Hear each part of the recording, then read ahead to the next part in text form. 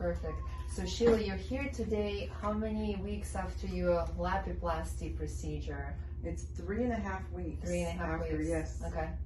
And you're still in a boot, right? I am so still in a boot. You're still in a boot, and I'm gonna show people your foot.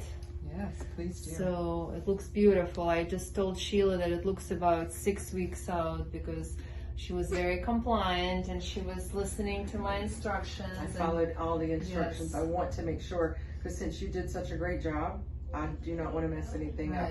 That's my main thing, is to be able to walk again and exercise and just be able to do things. Right.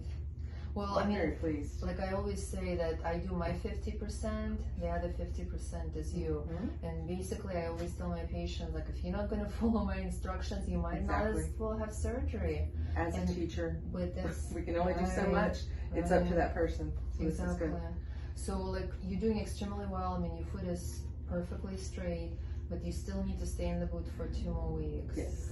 So you came to me. Who referred you to my office when I did your surgery? Do you remember how you found me? I don't remember. I just think I looked on the internet. Yeah. Well, I'm the only one who does Lapiplasty in full county. Yes, and I wanted to do the Lapiplasty because I had looked into different bunion, and I knew it was more intense than that. I knew it was the second bone as well.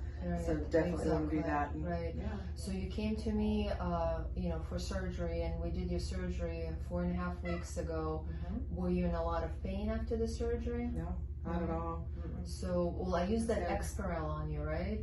So, yes, before. Yes, so I did that injection. So after the surgery, you did not have any pain for 72 hours. Right. Well, less pain. And it really wasn't all that painful.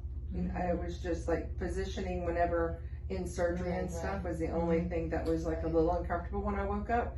But as far as the foot, I really not had a whole lot of pain. Right. Well, you did very well. I mean, at 4 weeks, it looks very good, and your x-rays look perfect. And you're moving, right? You're moving to... Yes, we're moving to Georgia. Yes. So we will do telemedicine, right, from now on. And Yes. if you have any problems, I'm sure you can find a physician who can take x-rays.